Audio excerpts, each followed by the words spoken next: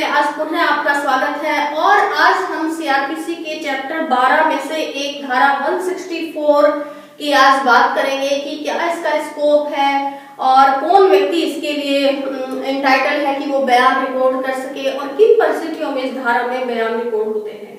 तो पहले तो मैं ये स्पष्ट कर दूं कि ये जो धारा 164 है इसके बयान मजिस्ट्रेट के द्वारा रिकॉर्ड होते हैं और धारा दो पार्ट में डील करती है।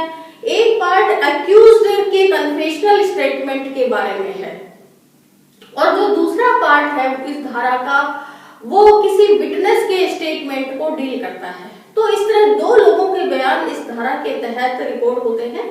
एक होता है विटनेस और दूसरा होता है जो अक्यूज्ड है मुलजिम है उसका कन्फेशनल स्टेटमेंट। तो दोनों का जो स्कोप है इस धारा के तहत वो अलग अलग है। तो चलिए हम साथ साथ ही बात करते रहेंगे। पहले हम धारा को समझते हैं कि एक तो इसमें जो है ना 6 उपधाराओं में ये धारा बांटी गई है और जो इसकी 6 उपधाराएं हैं उसमें से ये उपधारा 2, 3, 4 ये जो 3 उपधाराएं हैं ये केवल कन्फेशनल स्टेटमेंट के बारे में बात करती है। लेकिन हम ये सवाल हमारे बीच उठना लाजमी है कि जब इन्वेस्टिगेशन चल रहा है और पुलिस किसी भी गवाह के बयान ले लेती है तो 164 के बयानों की भला क्या जरूरत है। तो देखिए कि जब भी कोई इन्वेस्टिगेशन होता है पुलिस धारा 161 सीआरपीसी के तहत किसी भी विटनेस के बयान रिकॉर्ड करती है। लेकिन जब विटनेस ये धारा 161 के बयान देता है तो उस पर अपने सिग्नेचर नहीं करता है। इसलिए कई बार पुलिस को ये लगता है कि ये जो 161 के जो बयान हैं जो बिना सिग्नेचर वाले हैं इनके बारे में जब ट्रायल के अंदर विटनेस जाता है तो वो कहता है कि ये बयान तो मैंने पुलिस को लिखवाए ही नहीं थे और पुलिस ने मेरे बयान बदल दिए। तो पुलिस ये चाहती है कि वो गवाह इस तरह की बात ना कर सके और उसके बयानों की जो इम्पोर्टेंस है वो बनी रहे। इसलिए वो मजिस्ट्रेट के सामने विटनेस को ले जाकर बयान रिकॉर्ड करवाना चाहती है। पहला पॉइंट तो ये है। और मजिस्ट्रेट के सामने ये जो धारा 164 सीआरपीसी के बयान होते हैं फेयर ट्रायल के लिए भी इनकी इम्पोर्टेंस है। एक तरफ तो जो गवाह है वो ये नहीं कह सकता कि पुलिस ने मेरे बयान जबरदस्ती लिख लिए या मेरे को बिना बताए लिख लिए क्योंकि मेरे तो उन पर सिग्नेचर ही नहीं है, तो वो पुलिस पर आरोप लगाने से बच जाता है। और दूसरा ये कि कई बार बहुत इंपॉर्टेंट केस आते हैं और इसलिए पुलिस को ये लगता है कि अगर ये गवाह कोर्ट में जाकर होस्टाइल हो गया और उसने ये जो 161 के पुलिस बयान है इनको कोर्ट में जाकर रिपीट नहीं करा, इनकी तायद नहीं करी, तो उनका केस जो है फेल हो जाएगा।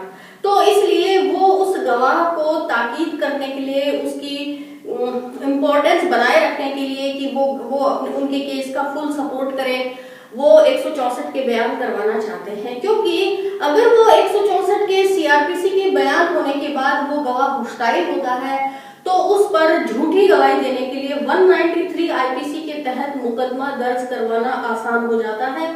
ऐसे गवाह पर शपथ का उल्लंघन करने के लिए कोर्ट या पुलिस मुकदमा दर्ज करवा सकते हैं। तो इसलिए 164 सीआरपीसी के बयान किसी भी गवाह के रिकॉर्ड करना बहुत इंपॉर्टेंट है। दूसरा इसका एस्पेक्ट है कन्फेशनल स्टेटमेंट के बारे में। आप सीआरपीसी की धारा 306 को भली भांति आपने बहुत अच्छे से समझा होगा, पढ़ा होगा, जिसमें अप्रूवर बनाने की जो विधि है, प्रक्रिया है, प्रोसीजर है वो बताई गई है कि कोई भी अक्यूज्ड है, अभियुक्त है, वो किस तरह गवर्नमेंट के पक्ष में या पुलिस के पक्ष में बयान देता है और फिर अप्रूवर बन जाता है। तो उस अप्रूवर के बयान भी इस 164 सीआरपीसी के तहत ही रिकॉर्ड होते हैं। हम जब धारा 306 को पढ़ेंगे तब इस बारे में बातचीत करेंगे। और जो अक्यूज्ड से जो पूछताछ होती है कई बार अक्यूज्ड ये चाहता है, मुलजिम ये चाहता है कि वो अपने बयानों को कन्फेस कर ले, मतलब स्वीकार कर ले, अपना जुर्म स्वीकार कर ले, इस तरह की वो बात चाहता है। तो लेकिन आप जानते हैं कि जब कोई भी मुलजिम है वो पुलिस को कन्फेशन करता है तो उसकी कोई वैल्यू नहीं होती है और जो एविडेंस एक्ट की धारा 25 है उससे वो हिट हो जाता है। इसी तरह अगर पुलिस कस्टडी में कोई मुलजिम है तो वो धारा 26 से हिट हो जाता है कि पुलिस कस्टडी में कोई गवाह अपना अपना अक्यूज्ड जो है वो अपना बयान नहीं दे सकता, उसकी जो पूछताछ रिपोर्ट है उसकी कोई वैल्यू खत्म हो जाती है, उसकी कोई वैल्यू नहीं होती। इसलिए जब पुलिस के सामने कोई मुलजिम अपना कन्फेशन करता है, कन्फेशनल स्टेटमेंट देता है, तो उसको वैल्यू देने के लिए धारा 164 में पुलिस उसका कन्फेशनल स्टेटमेंट मजिस्ट्रेट के सामने करवाना चाहती है, क्योंकि धारा 26 में ये लिखा हुआ है एविडेंस एक्ट की कि अगर मजिस्ट्रेट की साक्षात उपस्थिति में कोई मुलजिम अपना कन्फेशन करता है तो ही वो मान्य होगा। तो इसलिए वो धारा 164 में उसका कन्फेशनल स्टेटमेंट रिकॉर्ड किया जाता है। तो चलिए, ये तो इसकी इंपॉर्टेंस की बात है कि क्यों मजिस्ट्रेट के सामने मुलजिम का कन्फेशनल स्टेटमेंट रिकॉर्ड होना जरूरी है और क्यों किसी गवाह का स्टेटमेंट रिकॉर्ड होना जरूरी है। तो अब हम चलते हैं इस धारा पर कि ये धारा हमको क्या कहती है। कि पहले तो ये धारा का जो 1 नंबर सबसेक्शन है वो ये कहता है कि कोई भी महानगर मजिस्ट्रेट या न्यायिक मजिस्ट्रेट जिसको अधिकारिता हो या नहीं हो, वो किसी मुलजिम का कन्फेशनल स्टेटमेंट या कोई गवाह का बयान रिकॉर्ड कर सकता है। तो जब हम ये सवाल करते हैं अपने आप से कि कौन ये बयान रिकॉर्ड कर सकता है, तो जो धारा का ओपनिंग पार्ट है वही हमको बता देता है कि कोई महानगर मजिस्ट्रेट। महानगर मजिस्ट्रेट वहां होते हैं जहां जिस एरिया को मेट्रोपॉलिटन एरिया घोषित किया गया होता है, जैसे जयपुर मेट्रोपॉलिटन एरिया है, जैसे दिल्ली है, बॉम्बे है, ये मेट्रोपॉलिटन सिटीज हैं और यहाँ के जो मजिस्ट्रेट हैं वो महानगर मजिस्ट्रेट कहलाते हैं। और जो दूसरे एरिया के जो मजिस्ट्रेट होते हैं उनको जुडिशियल मजिस्ट्रेट कहते हैं। तो ये जो मजिस्ट्रेट है, ये भी महानगर मजिस्ट्रेट भी जुडिशियल मजिस्ट्रेट ही होता है, लेकिन क्योंकि महानगर क्षेत्र होता है इसलिए उसको महानगर मजिस्ट्रेट कहते हैं। तो ये दोनों अधिकारिता रखते हैं। और दूसरा, इसमें ये अधिकारिता हो या नहीं हो, यानी इसमें उनको जुरिडिक्शन होना कोई जरूरी नहीं है। लेकिन एक बात मैं यहाँ ये स्पष्ट करना चाहती हूँ कि जैसे आमतौर पर कोर्ट में जो काम होता है तो उसमें क्या होता है कि हर मजिस्ट्रेट कोर्ट से एक थाना अटैच होता है और उस पर्टिकुलर थाने में जितने भी मुकदमे दर्ज होते हैं, जिनकी एफआईआर दर्ज होती हैं, और उस एरिया में उस एरिया का कोई भी व्यक्ति भले ही कोर्ट में परिवाद पेश करना चाहता है तो वो उस पर्टिकुलर कोर्ट में ही पेश कर सकता है। और ये बात सारे जो एडवोकेट्स कोर्ट में प्रैक्टिस करते हैं वो ये जानते होते हैं और इसीलिए बाकायदा वहाँ कोर्ट्स के बाहर भी लिस्ट लगी होती है। अदरवाइज तो जो प्रिंसिपल सेशन जजेज हैं वो लिस्ट वहाँ लगा के रखते हैं और ये ऑफिस में भी उपलब्ध होती है कि कौन से जो मजिस्ट्रेट कोर्ट है वहाँ उसका कौन सा थाना लगेगा। तो ये अधिकार, यहाँ वो अधिकारिता उन मजिस्ट्रेट्स को पर्टिकुलर दे दी जाती है कि कौन से मुकदमे सुनने की उनको अधिकारिता होगी। ठीक है, तो जो विचारण जो मजिस्ट्रेट कोर्ट किसी भी मामले का करता है या कोई सेशन अगर मामला है तो उस मामले को वो मजिस्ट्रेट कमिट करेगा अधिकारिता वाला जिससे वो थाना अटैच किया हुआ होता है। लेकिन 164 के बयान वो जो मजिस्ट्रेट है वो रिकॉर्ड नहीं कर सकता। 164 के बयान कौन सा मजिस्ट्रेट रिकॉर्ड करेगा, इसके लिए बाकायदा दूसरे थानों का उनको एरिया दिया जाता है। जैसे जो चीफ जुडिशियल मजिस्ट्रेट हैं या जो प्रिंसिपल डिस्ट्रिक्ट जजेस हैं वो इस बारे में लिस्ट जारी करते हैं कि कौन सी कोर्ट कौन से थाने के एरिया के 164 के बयान रिकॉर्ड करेगी। तो उनका भी एरिया प्रेस्क्राइब हो जाता है, तो वो उस थाने क्षेत्र के जो केसेज आते हैं उनके 164 सीआरपीसी के बयान रिकॉर्ड करते हैं और फिर रिकॉर्ड करने के बाद वो उस विचारण की अधिकारिता वाले मजिस्ट्रेट को भेज देते हैं। ठीक है, तो ये बात आपको समझ में आ गई। तो यहाँ ये जो अधिकारिता हो या नहीं हो, इससे हमारा ये मतलब है कि जैसे उनको अथोराइज किया गया होता है कि आप इस थाने क्षेत्र के 164 के बयान रिकॉर्ड करोगे। तो लेकिन ये आवश्यक नहीं है क्योंकि यहाँ ये क्लियर कर दिया गया है कि इसमें उस मजिस्ट्रेट को अधिकारिता होनी जरूरी नहीं है। लेकिन इस अधिकारिता से हमको ये समझ लेना चाहिए कि ये विचारण वाला न्यायालय नहीं है। क्यों? क्योंकि अगर विचारण वाला न्यायालय ही उस मामले में कॉग्निजेंस लेगा और वही उस मामले में जो अपने सेशन जज को मामला कमिट करेगा, तो वो जो कोर्ट है वो अपने ही मामले के प्रक्रिया के केसेस में इन्वेस्टिगेशन की प्रक्रिया का भाग नहीं बनती है, इसलिए दूसरे मजिस्ट्रेट वहां ये 164 के बयान रिकॉर्ड करते हैं। तो भले ही उनको 164 के बयान रिकॉर्ड करने के लिए अधिकारिता ना दी गई हो, यहाँ इस बात से ये मतलब है, समझ में आई बात, कि 164 के बयान रिकॉर्ड करने का अथॉराइजेशन हो या नहीं हो ये आवश्यक नहीं है, लेकिन ये जरूर है कि वो मजिस्ट्रेट 164 सीआरपीसी के बयान रिकॉर्ड करने वाला मजिस्ट्रेट और उस एफआईआर का चालान पेश होने पर उस मामले में कॉग्निजेंस और लेने वाला और कमिट करने वाला मजिस्ट्रेट तो अलग अलग ही होंगे। तो ये बात यहाँ आपके दिमाग में क्लियर होनी चाहिए। मेरे को लगता है कि आपको ये बात समझ में आ गई होगी। अब ये अधिकारिता की बात हुई, अब आगे है कि इन्वेस्टिगेशन के दौरान या इंक्वायरी ट्रायल शुरू होने से पहले।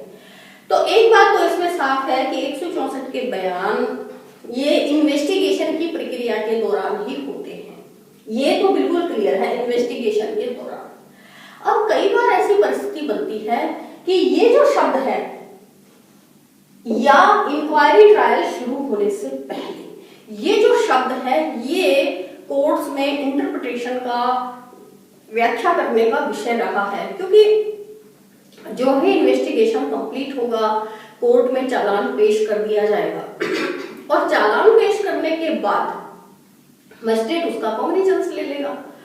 तो कॉग्निजेंस लेने से हम क्या मानते हैं कि कॉग्निजेंस लेते ही मजिस्ट्रेट जो है वो इंक्वायरी की प्रक्रिया शुरू कर देता है, क्योंकि हम देखिए अब इंक्वायरी कहाँ से शुरू होती है और ट्रायल कहाँ से शुरू होती है, इस कंसेप्ट को भी समझ लीजिए।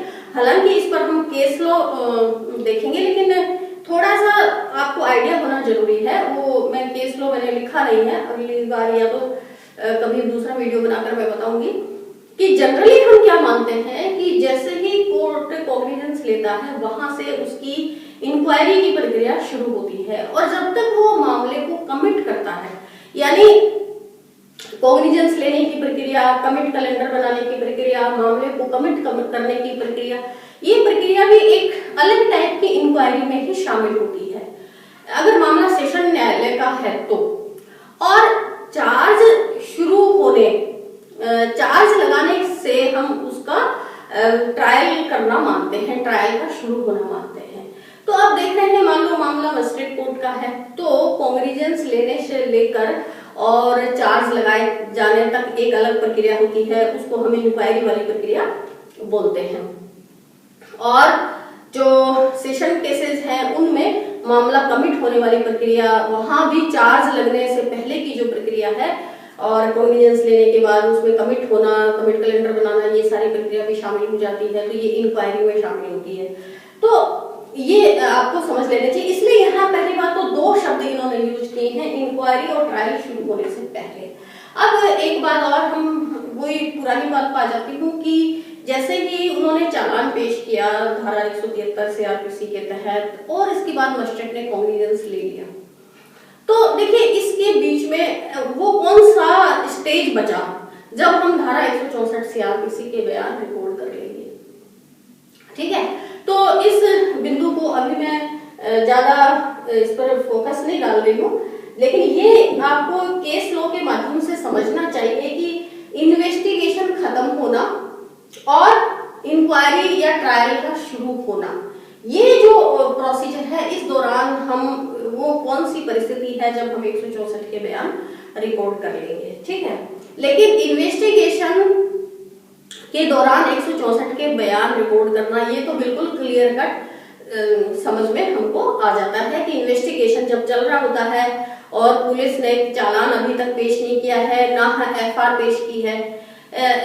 एक स्टूडेंट ने मुझसे पूछा था कमेंट करके नीचे कि एफआर का मतलब क्या होता है। एफआर का मतलब होता है फाइनल रिपोर्ट। जब हम नेगेटिव रूप में रिपोर्ट पेश करते हैं तो एफआर कहते हैं, उसका मतलब फाइनल रिपोर्ट, लेकिन वो नेगेटिव होती है, यानी उसमें पुलिस केस बंद कर देती है और ये फाइंडिंग देती है कि इसमें हमने कोई prima facie case made out नहीं होना पाया, ठीक है। और जब चालान देती है उसका मतलब ये है कि हम मुलजिम के विरुद्ध केस बनना पाते हैं, तो ये अंतर होता है इसमें। तो चलिए कोई बात नहीं, हम ये हमारा हो गया कि ये परिस्थिति होने के बाद वो जो मजिस्ट्रेट है वो देखिए इसमें दो चीजें हैं, एक तो विटनेस में वो पहले ही बता चुकी हूँ कि विटनेस के बयान रिकॉर्ड करता है, और दूसरा मजिस्ट्रेट कन्फेशनल स्टेटमेंट अक्यूज के रिकॉर्ड करता है। तो ये दोनों ही ये जो सेक्शन है ये दोनों ही बातों के बारे में प्रकाश डाल रहा है कि कोई मजिस्ट्रेट कन्फेशनल स्टेटमेंट भी रिकॉर्ड कर सकता है, और ये स्टेटमेंट जो है यहाँ ये विटनेस से समझिए आप, और ये कन्फेशन जो है ये अक्यूज्ड से रिलेटेड है। अब इस धारा जो 164(1) है इसमें दो प्रोविजो भी हैं जो ये कहते हैं कि अगर ऑडियो विजुअल कोई ऐसी परिस्थिति है कि कोर्ट को ऑडियो विजुअल रूप में भी 164 सीआरपीसी के बयान या कन्फेशन रिकॉर्ड कर सकती है कोर्ट, और ये अभियुक्त के लॉयर की उपस्थिति में भी रिकॉर्ड किए जा सकते हैं। अगर ऐसी कोई सिचुएशन अराइज हुई है कि वो अभियुक्त की उपस्थिति में, अभियुक्त के लॉयर की उपस्थिति में रिकॉर्ड किए जाने चाहिए तो वो कर सकती है। ये अब प्रोविजो ये इसमें कहता है इसका, और ये जो प्रोविजो 2 है ये कहता है कि पुलिस ऑफिसर जो है जिसको न्यायिक मजिस्ट्रेट की पावर दी हुई है वो इस तरह के बयान कभी भी रिकॉर्ड नहीं कर सकेगा, उसको ये पावर 164 के बयान रिकॉर्ड करने की पावर नहीं है। तो ये तो हमारा धारा 164(1) हो गया।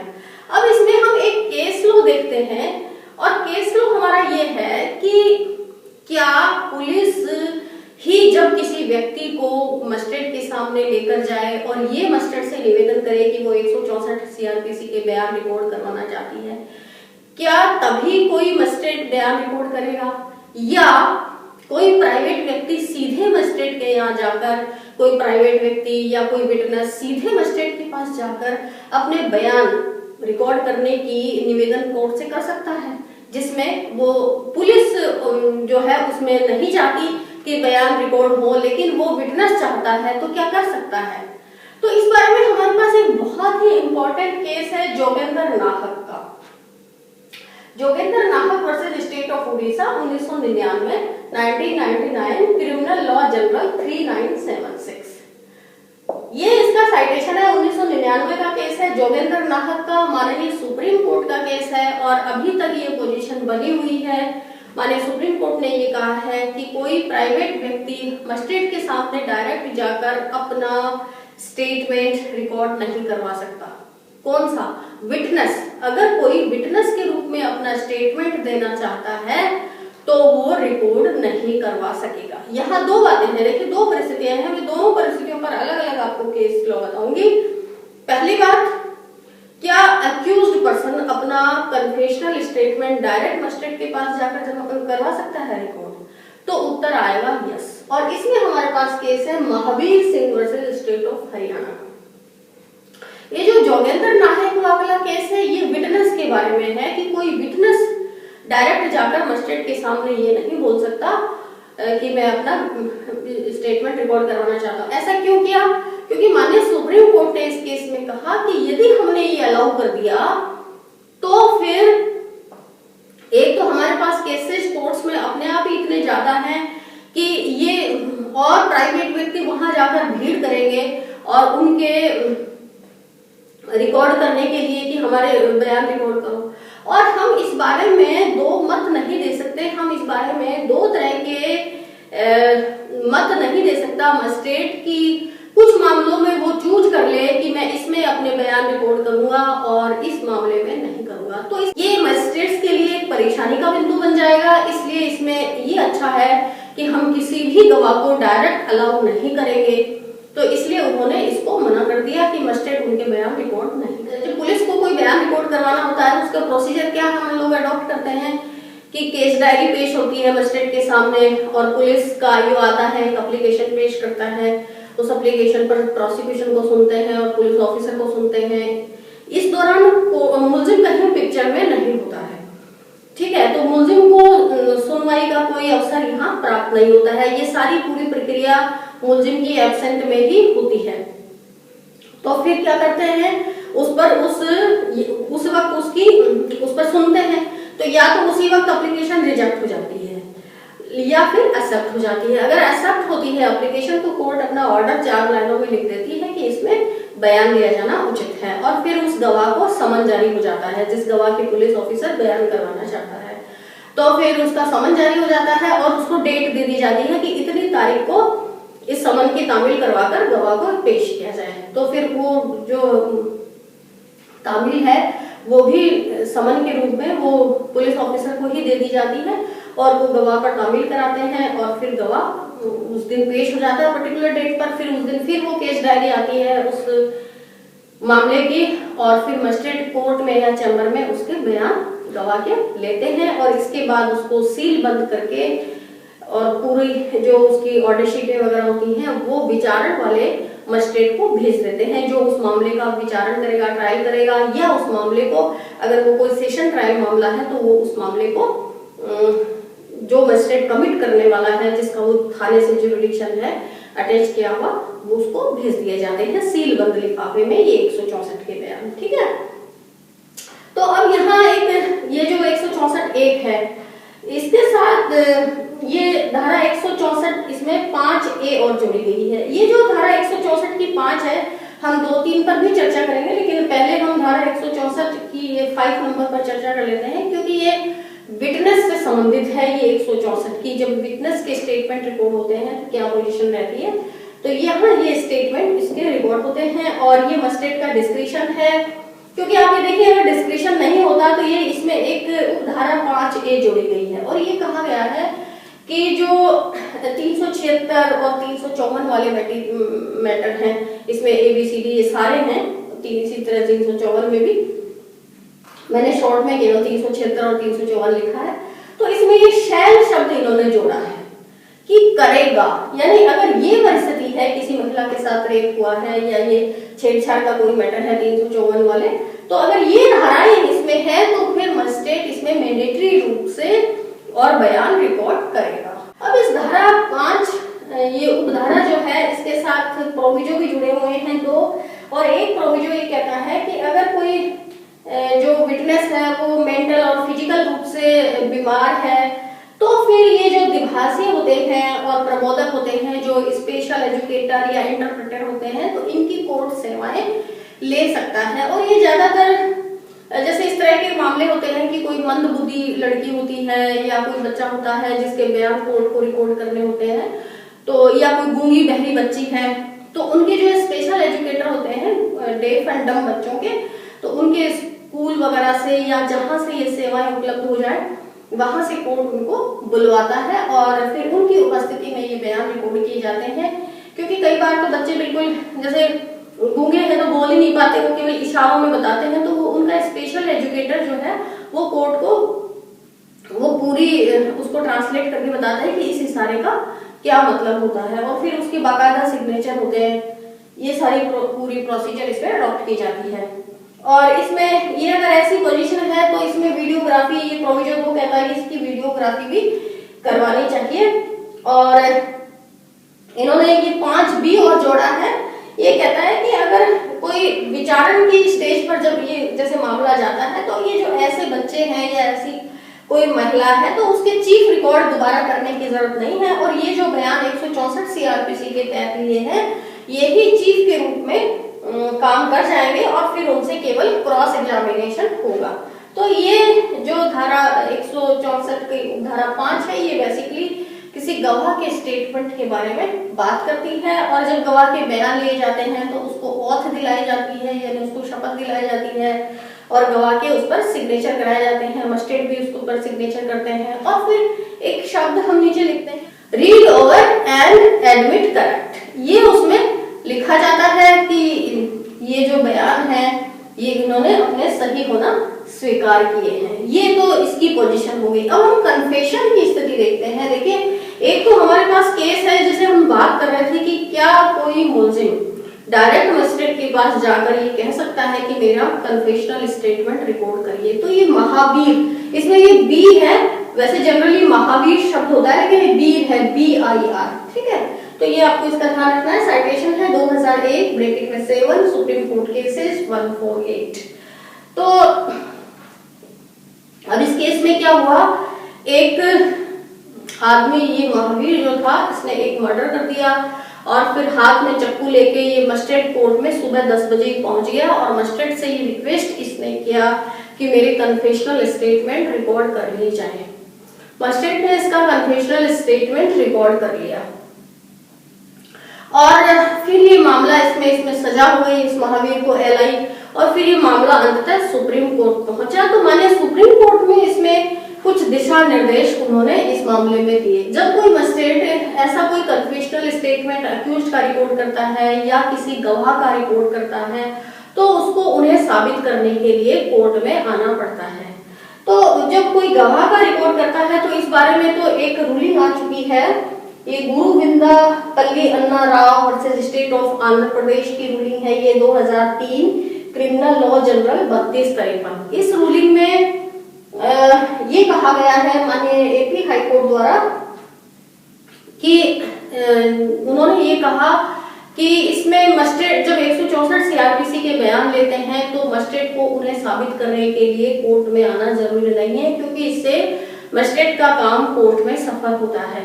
और 164 सीआरपीसी के जो बयान है वो एक पब्लिक डॉक्यूमेंट है और इसकी सर्टिफाइड कॉपी लेकर कोर्ट में पेश की जा सकती है। तो इसलिए मजिस्ट्रेट को वैसे भी ओरिजिनल कोर्ट में उपस्थित होती है वो कॉपी, तो इसलिए उनको आना कोई इसमें जरूरी नहीं है।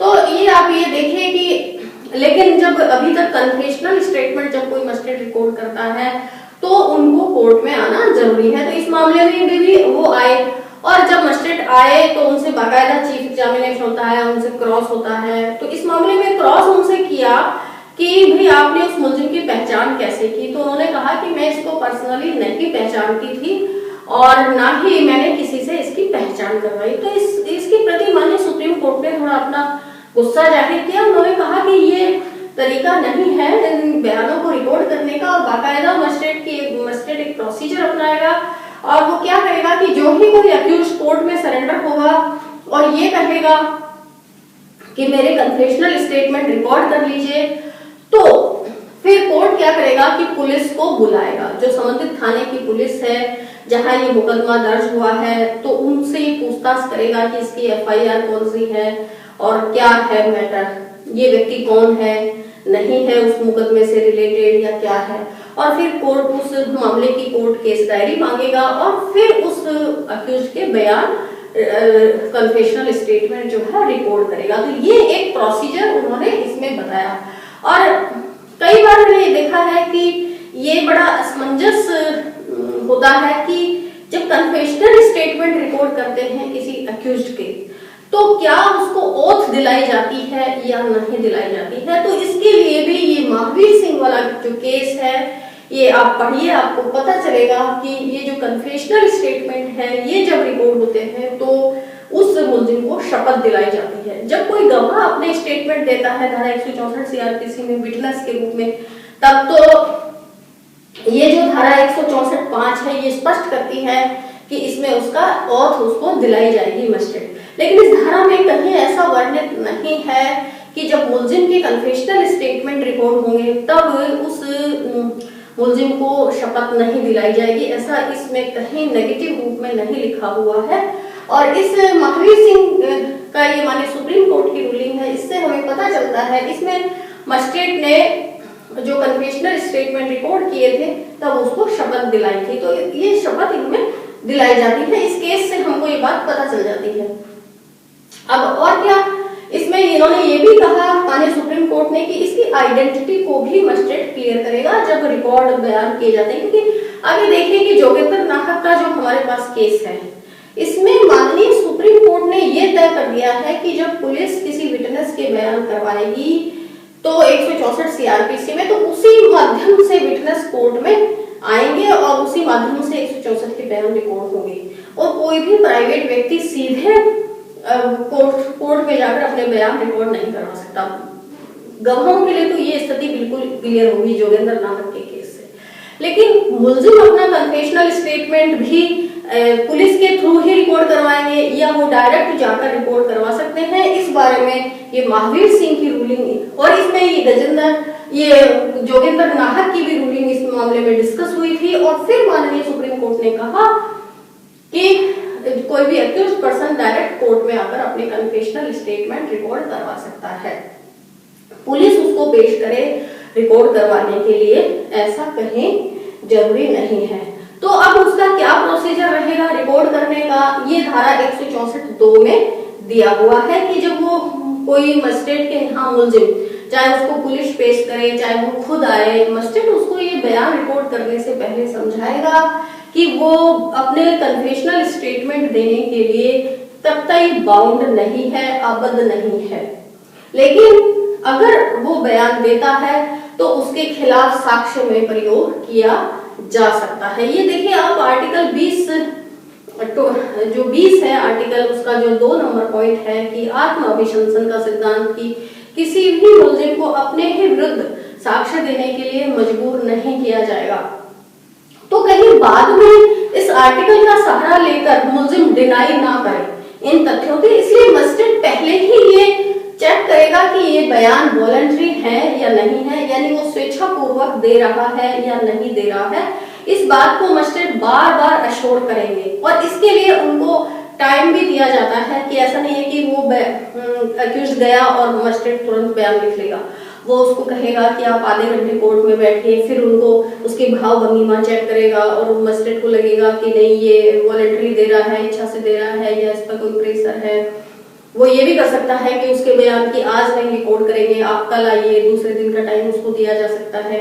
और फिर भी मुलजिम ये कहे कि नहीं मैं अपनी बात पर अडिग हूँ, मैं अपने बयान रिकॉर्ड करवाऊंगा, तो फिर मजिस्ट्रेट रिकॉर्ड करेंगे। तो ये बात इस धारा में भी पूरी तरह फोर्स के साथ कही गई है कि मजिस्ट्रेट बार बार इस चीज को उसको समझाएंगे। और फिर जब कई बार पुलिस जब ऐसे मुलजिमों को लेकर आती है कन्फेशनल स्टेटमेंट रिकॉर्ड करने के लिए और वो मुलजिम पीसी में है, पुलिस कस्टडी में, और फिर 164(3) ये कहता है कि ऐसी अगर कोई परिस्थिति है और मजिस्ट्रेट उसको पूछता है कि आप बयान इच्छा से दे रहे हो, नहीं दे रहे, आप नहीं देना चाहो तो कोई बात नहीं है, आप बाउंड नहीं हो, और फिर वो मजिस्ट्रेट की बात मानकर मान लो उसका वो हिल जाता है कि ठीक है मैं अपने बयान रिकॉर्ड नहीं कर पाऊंगा, जब उसको ये लीगल पोजीशन समझाई जाती है सारी, तो फिर मजिस्ट्रेट उसको पुलिस कस्टडी में वापस नहीं भेजेंगे। यानी फिर अगर वो मुलजिम पहले से ही पुलिस कस्टडी में है तो फिर उसको जुडिशियल कस्टडी में जेल भेज दिया जाएगा। ऐसा इस डर से कि कहीं ऐसा नहीं हो कि वो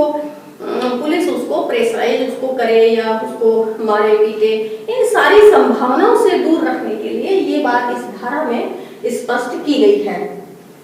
और जो बयान रिकॉर्ड होंगे उसमें धारा 200, ये धारा 164 का 4 नंबर सब क्लोज ये कहता है कि इसमें धारा 281 की अनुपालना की जाएगी, धारा 281 सीआरपी से। यानी उसमें जो एक तो ये जो बातें धारा 164 की उपधारा 2 में लिखी हुई हैं, ये एक ज्ञापन बना के उसके बयानों के पहले ही, रिकॉर्ड करने से पहले ही उसमें लिखा जाएगा बाकायदा कि मैं मजिस्ट्रेट सो एंड सो गवाह, इसको मुलजिम को मैंने ये समझा दिया है कि वो ये बयान देने के लिए आबद्ध नहीं है और उसका अगर वो बयान देता है तो साक्ष्य में उपयोग कर लिया जाएगा और बयान ये स्वेच्छा से दे रहा है।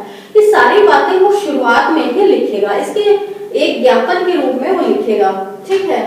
और फिर उसके बयान रिकॉर्ड करेगा और ज्ञापन पर भी मजिस्ट्रेट खुद सिग्नेचर करेगा, मुलजिम के भी करवाएगा, फिर खुद के सिग्नेचर करेगा, बयान देने के बाद फिर खुद के सिग्नेचर करेगा। और वो जो बात अक्यूज्ड कोर्ट को बता रहा है, उस मजिस्ट्रेट को बता रहा है, उसका सारांश भी लिख सकता है और या ये भी कर सकता है कि वो प्रश्न पूछे और उसका उत्तर वो लिख ले। तो ये उस वक्त की परिस्थिति पर डिपेंड करेगा कि ये किस रूप में लिखा जा रहा है। अगर वो स्वयं लिख रहा है तो स्वयं लिख सकता है या अपने अधीनस्थ स्टाफ से मजिस्ट्रेट लिखवा सकता है। और अभियुक्त की भाषा में इसको लिखने की कोशिश की जाएगी, लेकिन अगर अभियुक्त की भाषा में नहीं लिखा जा रहा है तो न्यायालय की भाषा में उसको लिखा जाएगा, फिर उसको पढ़कर सुनाया जाएगा और फिर उस पर ये नीचे उसके ये लिखा जाएगा read over and admit correct की RNOC, शॉर्ट में हम लोग लिख देते हैं RNOC, कि इसको पढ़कर सुनाया, समझाया गया, बयान मेरे निर्देशन में लिए गए और जो है इसको ये इसने सही होना स्वीकार किया। ये उसमें एक प्रश्नांकन, एक नोट उसमें एंडोर्समेंट किया जाता है, फिर नीचे सिग्नेचर अक्यूज भी कर देते हैं, मजिस्ट्रेट साहब भी कर देते हैं। ये सारा इसमें एक प्रोसीजर रहता है। तो 3 केस हमने 3-4 केस हमने, एक ये अजय कुमार का और केस है हमारे पास, Ajay Kumar Parmar versus state of Rajasthan 2012 bracket में 12 सुप्रीम कोर्ट केस है 406। ये भी एक अच्छा केस है। इसमें एक महिला के बयान रिकॉर्ड होने थे और इस महिला ये महिला खुद ही अपने आप से बयान रिकॉर्ड कराने गई थी, यानी पुलिस इसके बयान रिकॉर्ड नहीं करवाना चाहती थी। तो इस महिला ने सीजीएम साहब को दिया प्रार्थना पत्र और फिर सीजीएम साहब ने मजिस्ट्रेट साहब को डायरेक्शन दे दिया कि आप इसमें उचित कार्रवाई करें। फिर मजिस्ट्रेट साहब ने इसके बयान रिकॉर्ड कर लिए। तो ये मामला फिर जब ये कॉग्निजेंस आया तो देखिए ये हॉस्टाइल हो गई महिला। पहले तो इसने एफआईआर लिखवा दी और बाद में ये हॉस्टाइल हो गई। तो मजिस्ट्रेट ने इसमें क्या करा कि पुलिस ने चालान पेश कर दिया, इसके 164 सीआरपीसी के बयानों को उन्होंने अवॉइड करा और इस महिला के बयानों चूंकि पूरी तरह हॉस्टाइल थी और इसने ये भी इनकार कर दिया था कि मैंने एफआईआर भी नहीं लिखवाई और एफआईआर पर मेरे सिग्नेचर भी नहीं है, ये सारी तमाम बातें इसने कही। फिर मजिस्ट्रेट ने इसमें कॉग्निजेंस लेने से इनकार कर दिया और कॉग्निजेंस के लेवल पर ही क्योंकि कॉग्निजेंस नहीं लिया तो उसी वक्त मुलजिम को एक्विट कर दिया। अब लेकिन क्या हुआ कि स्टेट जो है इस मामले में काफी रिवीजन वगैरह हुई और अंततः मामला सुप्रीम कोर्ट इसमें पहुंचा। तो माननीय सुप्रीम कोर्ट ने इसमें ये कहा कि ये जो मजिस्ट्रेट ने 164 सीआरपीसी के जो बयान दिए थे वो गलत थे क्योंकि पुलिस उसको फॉरवर्डेड नहीं की थी। पुलिस मजिस्ट्रेट के पास बयान रिकॉर्ड करने के लिए उस महिला को नहीं लाई थी, बल्कि वो अपने लॉयर के साथ, अपने वकील के साथ सीजीएम कोर्ट में हाजिर हुई थी। तो ऐसी स्थिति में मजिस्ट्रेट को बयान उसके रिकॉर्ड नहीं करने चाहिए थे। तो ये इन्होंने कहा इस जोगेंद्र नाहक के केस को ही इसमें भी माना कि जब जोगेंद्र नाहक के केस में माननीय सुप्रीम कोर्ट ने ये कह चुके हैं कि प्राइवेट व्यक्ति अगर कोर्ट के सामने आता है अपने आप से तो उसके बयान रिकॉर्ड नहीं किए जाएंगे। तो ये 2012 में भी अजय कुमार के केस में इस वापस जोगेंद्र कुमार के केस की को फॉलो किया। तो इस तरह मैं समझती हूँ कि ये जो धारा 164 सीआरपीसी है इसके कई एस्पेक्ट्स पर, कई पहलुओं पर मैंने चर्चा की है। इसके कई सारे डायमेंशन हैं, कुछ और भी डायमेंशन हैं जो सारे मैं इस वीडियो में चर्चा नहीं कर पाई हूँ, लेकिन जितनी भी की है मुझे उम्मीद है कि ये आपको समझ में आए होंगे। Thank you.